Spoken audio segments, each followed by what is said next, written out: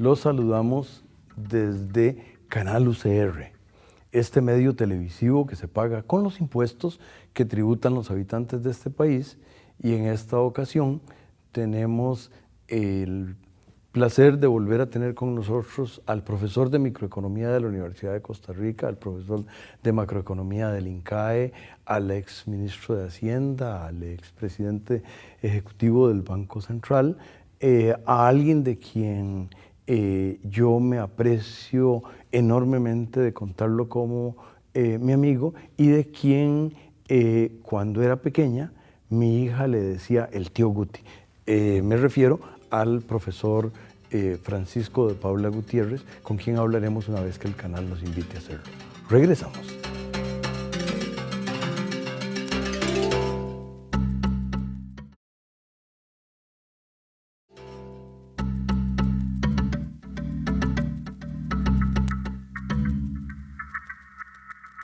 Tenemos, amigas y amigos, de nuevo, para mí la fiesta de tener a Francisco de Paula Gutiérrez conversando con nosotros, y en esta ocasión lo invito a que hable de temas macroeconómicos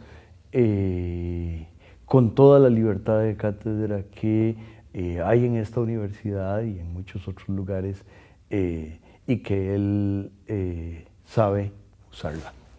Francisco. Muy buenas noches y un placer de estar acá. Y días también. Y días también y tardes. Sí, señor. Un placer de estar acá, Juan Rafael. Un placer y muchas gracias por la invitación. Siendo principios de año, siempre es interesante pensar un poco qué nos está dando el país y cómo se nos presenta el país para el 2015. Yo creo que hay 2 o 3 cosas que llaman la atención y tareas que tenemos que acometer este año que vale la pena poner para compartir con los oyentes.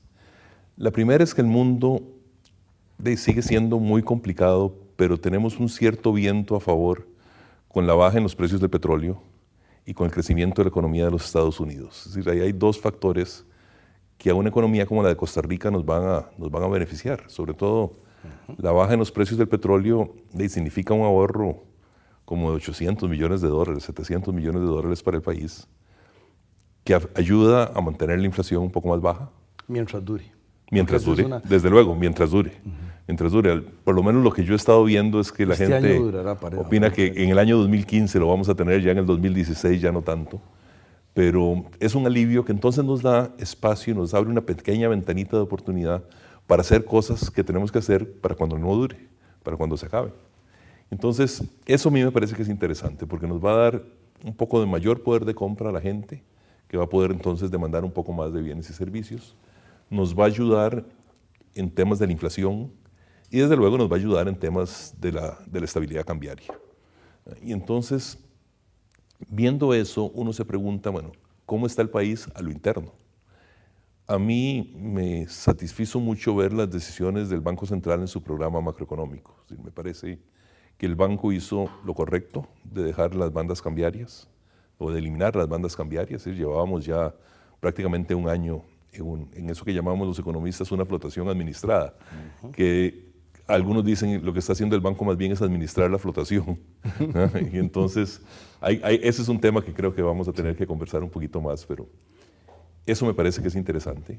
Me parece que es interesante la reafirmación que hizo el Banco Central de que su objetivo fundamental en la economía debería ser mantener la inflación baja y estable, y que esa es la mejor contribución que el Banco Central le puede hacer al país. Perdón, déjame meter una nota de pie de página medio interesada, profesor, y es que algo que a la gente me parece que le cuesta decir, y a los tomadores de decisión les cuesta comunicar, que es la cantidad de instrumentos que el banco tiene. Entonces, no es tanto que el banco le moleste meterse con los otros temas, sino que si uno lo que tiene es un tenedor, comer sopa con un tenedor es muy complicado.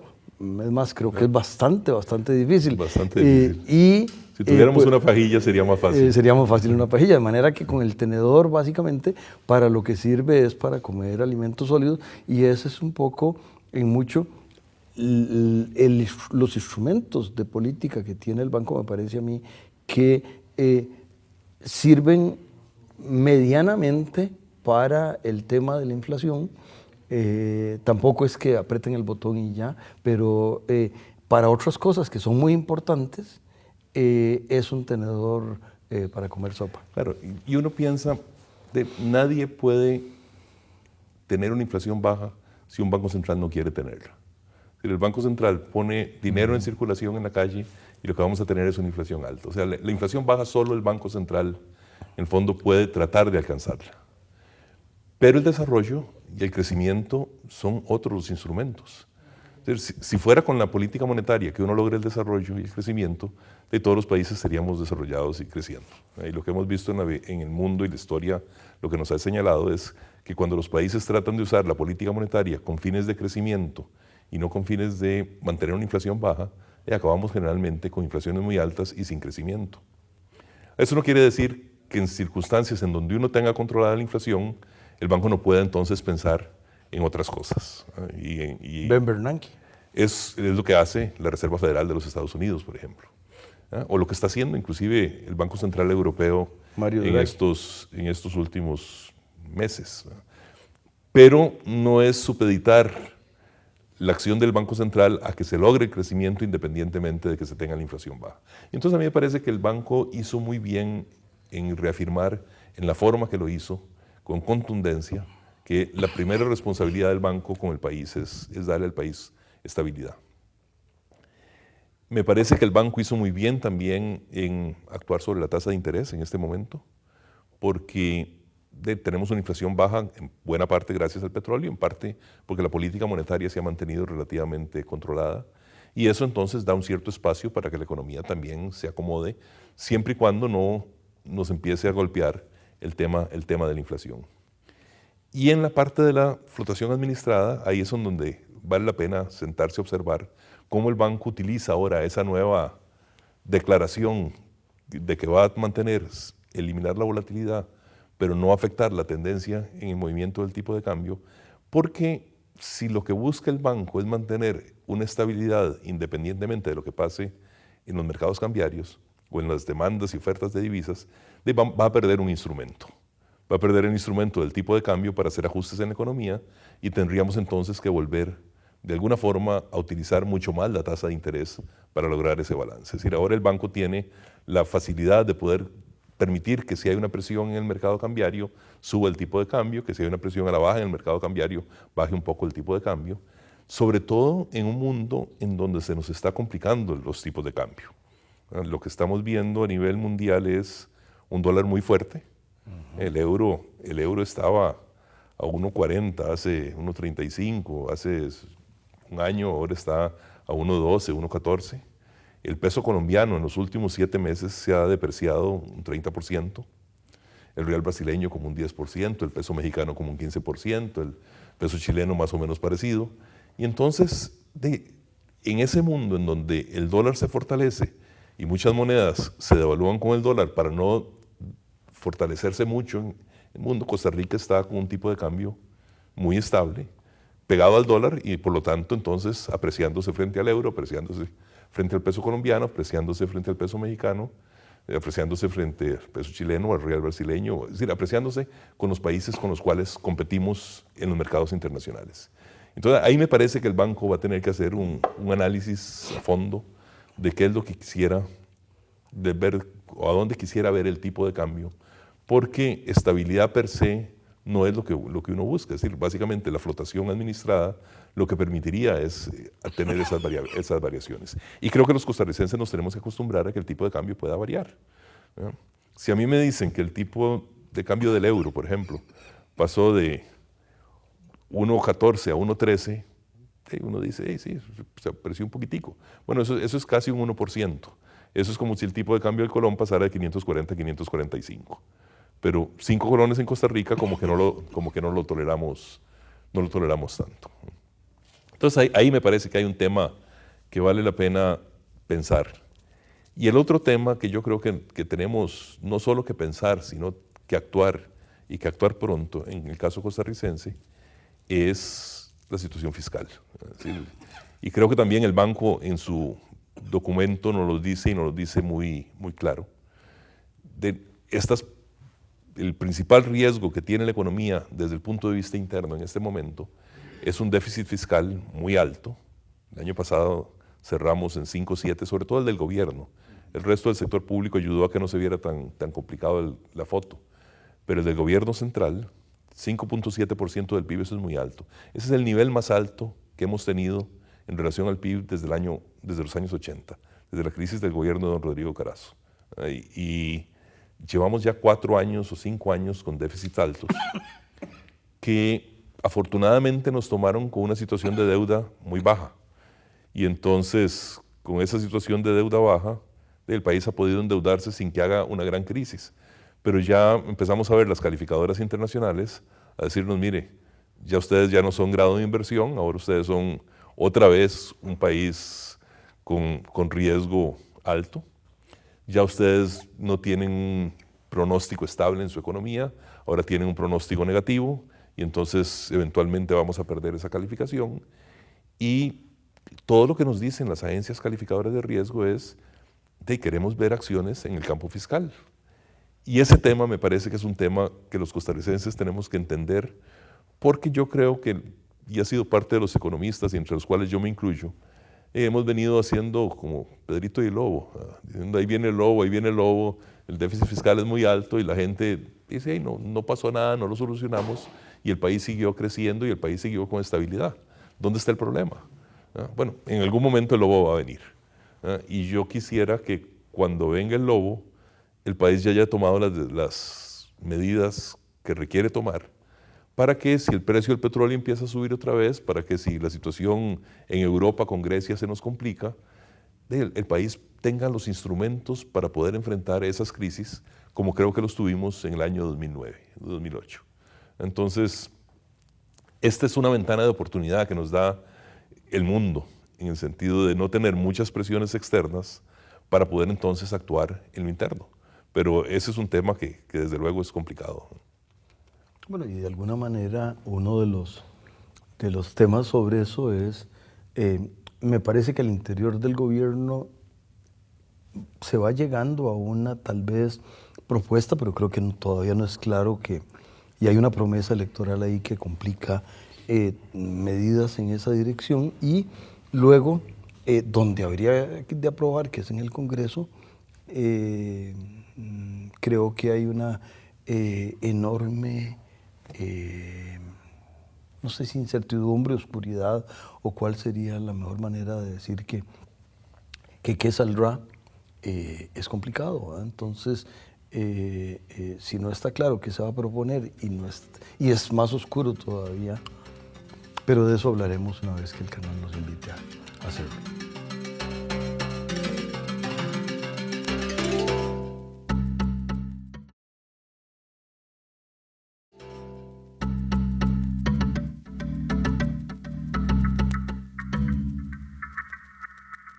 Continuamos, amigas y amigos, conversando con el profesor universitario Gutiérrez, y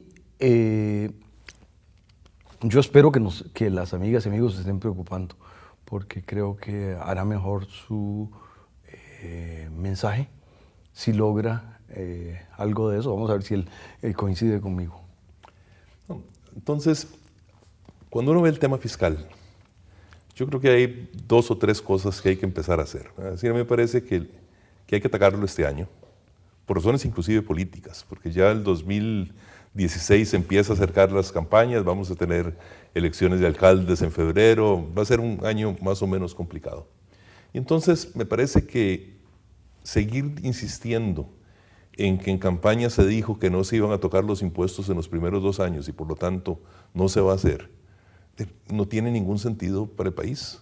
Es decir, si hay un problema, ataquémoslo, enfrentémoslo, reconozcamos que la apreciación no fue la apreciación correcta porque los tiempos cambiaron, las cosas cambiaron, porque la información no se tenía, por lo que sea, pero digamos, sí, aquí tenemos un problema serio y enfrentémoslo. Esa es la parte gerencial de estar manejando la política económica. Es decir, hay una realidad y esa realidad hay que enfrentarla de manera tal de no tener consecuencias o de evitarle al país las consecuencias complicadas de posponer ajustes.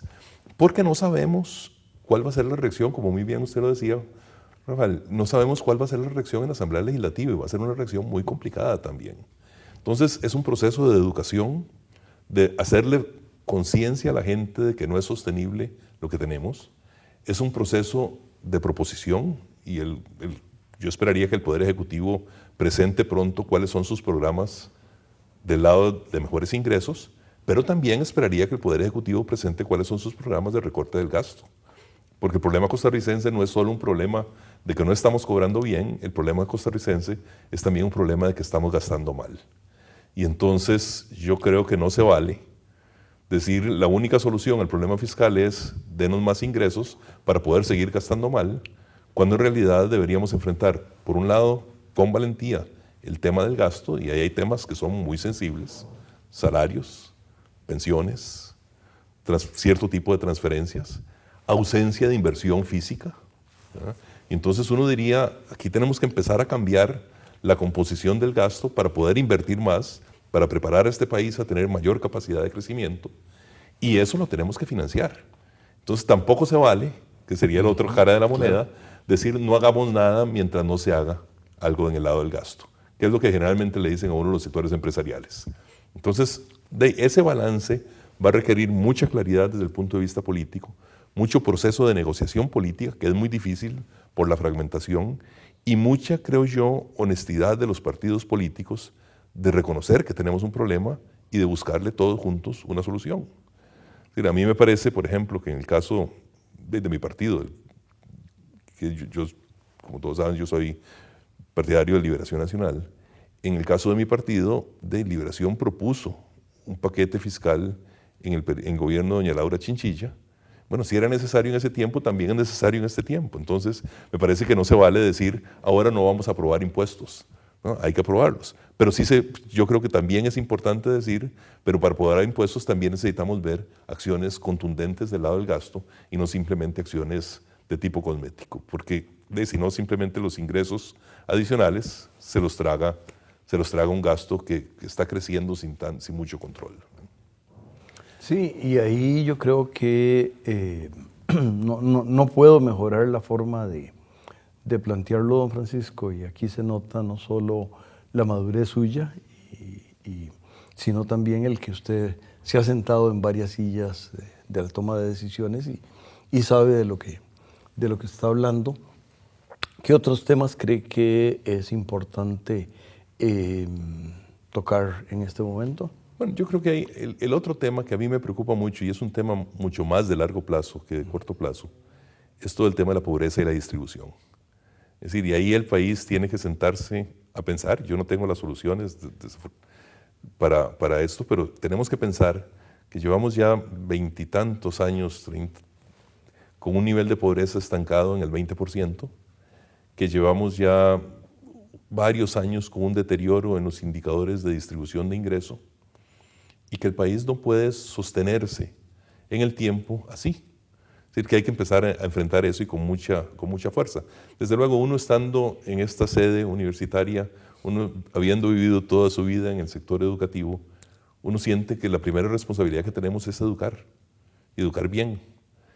Que no significa ponerle más plata a educación necesariamente. Eso es muy importante. Que no es decirle aumentemos el gasto en educación, punto. ¿No? Es cómo hacemos para buscar mejores resultados en los esfuerzos de educación que hace el país. Y PISA está pisando una tachuela importante. Claro, no es que sea la única medida, pero yo creo que cerrar los ojos a lo que PISA dice, me parece que es la estrategia del avestruz. PISA como el test, no PISA como el político. ¿Eh? Ah, perdón. Sí, con S y no con Z. Sí. el tema central ahí, como usted muy bien lo dice, y las pruebas de valoración que son globales. Ayer veía esos datos, por cierto, y Shanghái, China, ocupa posiciones, tiene resultados como de 500, 600 en las pruebas de PISA, y Costa Rica anda entre resultados de 300 y 400. Entonces, no es solo poner un 7 o un 8% del Producto Interno Bruto en educación, es lograr que esos recursos den los frutos, sobre todo en el tema de la educación pública, porque una buena parte de esos problemas de distribución es la nivelación o la desnivelación con la cual salen los muchachos ya una vez que están alcanzando su 5º año.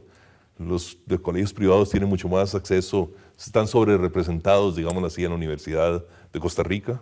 Los de colegios públicos están sobre representados en universidades privadas, algunas de ellas con no tan buena calidad, desde luego con no la calidad de la Universidad de Costa Rica, que sigue para mí siendo la mejor universidad, no solo del país, sino de muchos países de América Latina. Y entonces lo que uno percibe es, hay que hacer esfuerzos, pero con visión de largo plazo. Y en eso lo que se requiere, de nuevo, son acuerdos nacionales. Porque no podemos inventar los programas educativos y la estrategia educativa cada 4 años. Es decir, si cada 4 años que entra un nuevo ministro de Educación dice lo que el anterior hizo no sirve, vamos a cambiarlo, y a lo mejor es necesario hacerlo en algún momento, nunca le vamos a dar esa continuidad y esa visión de largo plazo para tener de aquí a 10 años, de aquí a 15 años, una cohorte de graduados de secundaria mucho mejores que las que tenemos ahora. Que esos son los que en realidad nos van a poder permitir, esa es una forma de distribuir riqueza. No riqueza física, sino riqueza intelectual. Y entonces esa redistribución de riqueza va a permitir que gente que viene de hogares pobres en realidad empiece a tener acceso a mejores ingresos, mejores oportunidades, y bueno, y vamos avanzando. Pero creo que el país no puede descuidar eso, que es algo que los nubarrones del día del corto plazo, cuando estamos observando cómo manejamos el déficit fiscal, qué hacemos con el tipo de cambio, qué hacemos con las tasas de interés, simplemente los escondemos y decimos esto no nos va a explotar en los próximos 3 años, dejémoslo. No vamos a lograr resultados visibles en los próximos 3 años, no lo hagamos. Cuando en realidad lo que deberíamos hacer es, esto va a ser crucial para el desarrollo a largo plazo del país, hagámoslo hoy. Sobre esos temas, don Francisco, hace unos días en este mismo lugar, semanas y meses realmente, don José Rafael Brenes conversaba con alguien del Ministerio de Educación sobre el juego de bolsa que la bolsa promueve y cómo ya está llegando a las secundarias y sobre todo a las secundarias técnicas. Las secundarias técnicas parece ser una de las respuestas importantes en los colegios profesionales, se llaman ahora.